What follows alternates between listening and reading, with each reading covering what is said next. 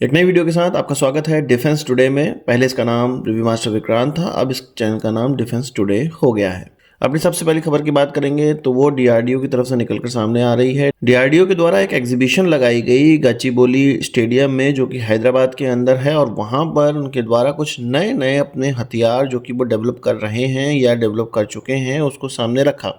इसमें कुछ प्रमुख हथियारों का जिक्र अब लोग यहाँ पर कर लेते हैं, जिसको कि आपको जानना बहुत ज्यादा आवश्यक है। उन्होंने अपना पहला model Pinaka 3 multi barrel rocket launcher का सामने रखा, जिसकी मारक क्षमता 120 किलोमीटर हो गई है। हम जानते हैं कि पिनाका को ऑलरेडी हम लोगों ने इंडक्ट किया हुआ है। पिनाका MK1 जो कि 40 किलोमीटर की मारक क्षमता वाला है, पिनाका MK2 जो कि 60 से लेकर 90 किलोमीटर तक की मारक क्षमता वाला है, गाइडेड पिनाका भी है 75 से 90 किलोमीटर वाला।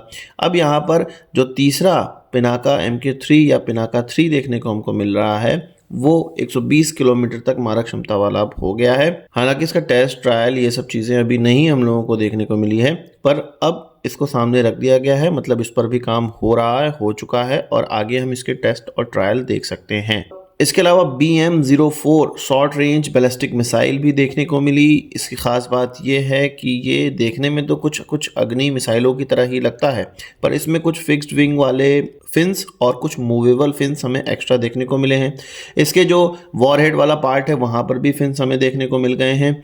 वॉरहेड वाले फिन्स ये बताते हैं कि जब री एंट्री होगी इस बैलिस्टिक मिसाइल की, तब इसका जो आगे का वॉरहेड होगा वो अपने टारगेट पे जाकर गिरेगा, तो इन फिन्स के माध्यम से इसकी जो री एंट्री है उसको उसमें मनोवर किया जा सकता है। इसका मतलब ये है कि अपने दुश्मन को चकमा दिया जा सकता है। एक तरह से आप कह सकते हैं कि ये हाइपरसोनिक स्पीड में मनोवर करता हुआ अपने टारगेट पे गिरेगा, जो कि किसी भी एयर डिफेंस सिस्टम के लिए बहुत ज़्यादा मुश्किल हो जाएगा इसको रोकना। इसकी मारक क्षमता कहा जा रहा है 500 से लेके 1500 किलोमीटर तक की, यानी कि 1500 किलोमीटर तक की। और इसको ये माना जा रहा है कि ये प्रलय मिसाइल और अग्नि प्राइम के बीच की एक कड़ी हो सकती है। इसमें यह भी कहा जा रहा है कि भारत के द्वारा जो अपना हाइपरसोनिक ग्लाइड व्हीकल ट्रायल किया गया था या हाइपरसोनिक प्रोग्राम जो चल रहा है, उससे भी कुछ डिज़ाइन लेकर इसमें इंक्लूड किया गया है, जैसे कि मैंने आपको बताया फिन्स वगैरह, जिससे कि ये अपने टारगेट पे गिरने से पहले मनोवर कर सकेगा। और इसका नाम अभी BM-04 रखा गया है। मतलब BM का मतलब मुझे लगता है कि बैलिस्टिक मिसाइल 04।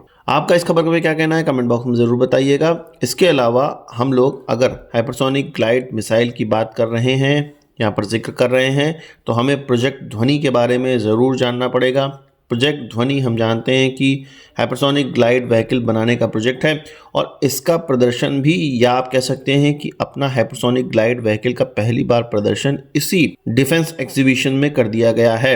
ये जो हाइपरसोनिक ग्लाइड व्हीकल है, या आप कह सकते हैं कि मिसाइल का लास्ट वाला पार्ट या वॉरहेड वाला पार्ट है, ये एक तरह से उन्हीं मिसाइलों की तरह हमें देखने में लगता है, या उन्हीं कंप्यूटर रेंडर्स की तरह देखने को मिलता है जो कि अभी इंटरनेट पे प्रचलित हैं, और बाहर के देशों के द्वारा जिन डिज़ाइनों का इस्तेमाल किया जा रहा है अपने हाइपरसोनिक ग्लाइड व्हीकल के लिए, ये उस टिपिकल और ट्रेडिशनल डिज़ाइन से डिफरेंट डिज़ाइन है जो कि जनरली हम लोग मिसाइलों के टिप पर देखते हैं या उसके वॉरहेड वाले टिप पर देखते हैं। इसका मतलब ये है कि DRDO उस तरफ बढ़ रहा है जो कि ट्रेडिशनल बैलिस्टिक मिसाइल से डिफरेंट डिज़ाइन अब होगा, और मुझे लगता है कि हाइपरसोनिक ग्लाइड व्हीकल के लिए इस तरह की ही डिज़ाइनों की आवश्यकता है, या इस तरह के डिज़ाइनों पर ही काम किया जाएगा, क्योंकि ये एक तरह से ऐसी मिसाइल है जिसमें कि बैलिस्टिक मिसाइल के साथ साथ मिलकर एक हाइपरसोनिक मिसाइल बाद में अपना काम करती है। बैलिस्टिक मिसाइल से इसको गति प्राप्त होती है, जिससे कि स्क्रैम जेट इंजन स्टार्ट होता है, और उसके बाद इसकी गति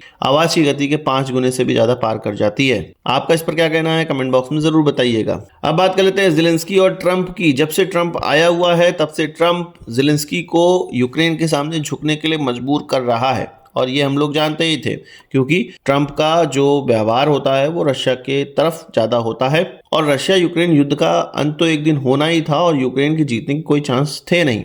अब यहाँ पर प्रॉब्लम ये हो गई है कि ज़ेलेंस्की और ट्रंप के बीच में तू मैं हो गई है, और ऐसा नहीं हुआ है कि ये अमेरिका में हुआ है या यूक्रेन में हुआ है, ये एक तीसरी कंट्री में हुआ है। यूके में एक समिट था जो कि यूके के प्राइम मिनिस्टर केयर स्टेमर के द्वारा होस्ट किया जा रहा था, और वो यूक्रेन के लिए अपना सपोर्ट दिखा रहे थे इस समिट के अंदर। ओवल ऑफिस में ट्रंप और ज़ेलेंस्की के बीच में मुलाकात हुई, और वहां पर तू मैं और क्लैश होने के बाद यूएस के प्रेसिडेंट ने ये कह दिया साफ साफ ज़ेलेंस्की से कि रशिया के साथ एक डील करो वरना हम बाहर हैं।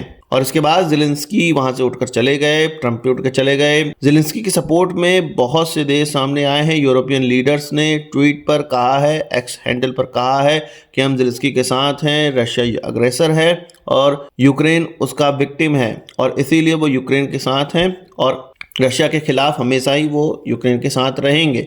जर्मनी की तरफ से भी इसी तरह की चीज़ें की गई, फ्रांस की तरफ से भी इसी तरह की चीज़ें कही गई हैं, कनाडा, ऑस्ट्रेलिया, न्यूजीलैंड सभी के द्वारा ज़ेलेंस्की को सपोर्ट दिखाया गया है। और यहाँ पर अब क्लियर हो रहा है कि ज़ेलेंस्की को अपनी हार नज़र आ रही है, अपनी लैंड जाती हुई दिखाई दे रही है।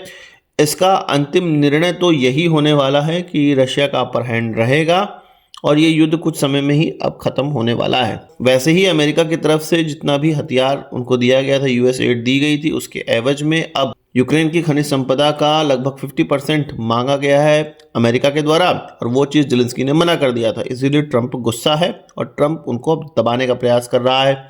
कुल मिला के यूक्रेन की मट्टी पलीत हो चुकी है, उनकी मिनरल्स भी जाएंगे, उनका लैंड भी जाएगा। फ़ायदा कमाया अमेरिका, वेस्टर्न कंट्री कुछ फ़ायदा कमाएंगे और मज़ा आया रशिया को। जब इस प्रकार के कॉमेडियन को आप सर्वोच्च पोस्ट पे किसी देश के बैठा देते हैं तो इस प्रकार की ही चीज़ें होती हैं। इन सब कूटनीति वाले चीज़ों में एक मंझा हुआ पॉलिटिशियन ही काम कर सकता है। बात कर लेते हैं बांग्लादेश के caretaker prime minister Mohammad Yunus की। रखाइन पहुंच गया है मोहम्मद यूनुस और अराकन आर्मी से हाथ मिला लिया है और रोहिंग्या मुस्लिमों को वापस भेजने की तैयारियां शुरू कर रहा है। असल में आपको पता है कि बांग्लादेशी बॉर्डर, जो कि लगभग 250 किलोमीटर से ज़्यादा की लंबी बॉर्डर है, वहाँ पर अराकन आर्मी का कब्जा हो चुका है और रखाइन जो प्रदेश है उसको एक आज़ाद मुल्क या आज़ाद क्षेत्र घोषित करने का प्रयास चालू हो चुका है। इसके 90% पे अराकन आर्मी का कब्जा है और ये चीज़ देखते हुए बांग्लादेश की तरफ से उसके केयरटेकर प्रधानमंत्री पहुँचे रखाइन और वहाँ पर अराकन आर्मी के हेड से उन्होंने हाथ मिला लिया है। और उनके अधिकारी ये कह रहे हैं कि जब से रखाइन पर अराकन आर्मी का कब्जा हुआ है तब से उनको ये पता लग गया है कि एक नया देश, एक नया मुल्क सामने आ रहा है, एक नया क्षेत्र सामने आ रहा है जिससे कि उनको हाथ मिलाना जरूरी है। लैंड बॉर्डर की बात करें तो भारत के अलावा ये जो जगह है रखाइन प्रांत, उसी से लैंड बॉर्डर बांग्लादेश का लगता है और उनसे हाथ मिलाना तो लाजमी था ही और यही उनके देश के पक्ष में है। और अब वो जो रोहिंग्या मुस्लिम म्यांमार से उनके देश में आ रहे हैं, अब वो उसके सोल्यूशन की तरफ भी देखेंगे और रोहिंग्या मुस्लिम को अपने यहाँ आने से रोकने के लिए भी बात करेंगे अराकन आर्मी से। कुल मिला के अराकन आर्मी को उन्होंने मान लिया है कि यही अब यहाँ के नेता हैं, यहाँ के राजा हैं, अब उन्हीं से बात करनी है। बात कर लेते हैं चाइना और पाकिस्तान की। चाइना की तरफ से पाकिस्तान के पहले एस्ट्रोनॉट को सिखाने के लिए, उसकी तैयारी करवाने के लिए करार साइन कर लिया गया है और जल्द ही ये ट्रेनिंग स्टार्ट हो जाएगी। चाइना के स्पेस स्टेशन त्यांगोंग के लिए ये तैयारियां की जा रही हैं। चीन के ऑफिशियल्स का ये कहना है कि अब ये पता चल रहा है कि चीन का जो स्पेस प्रोग्राम है वो मैच्योर हो चुका है, स्पेस स्टेशन है वो मैच्योर हो चुका है। लोग उस पर विश्वास जता रहे हैं कि हमारे लोग वहां पर सुरक्षित रहेंगे जब अगर एस्ट्रोनॉट की तरह जाएंगे और ये चीज़ चीन के लिए बहुत अच्छी है, चीन के स्पेस प्रोग्राम के लिए अच्छी है कि इंटरनेशनल पार्टनर उनसे जुड़ रहे हैं। इंटरनेशनल पार्टनर क्या अपने पिल्ले को अपने से जोड़ रहा है और दिखाने का प्रयास कर रहे हैं कि भैया उनका जो स्पेस प्रोग्राम है बहुत साफ है और बहुत अच्छा है, दूसरे देश भी उनसे जुड़ सकें और इन्वेस्टमेंट कर सकें। मुझे तो लग रहा है यही प्लान है इस न्यूज़ को सामने लाने के लिए और पाकिस्तान इसमें उनका साथ तो ज़रूर देता।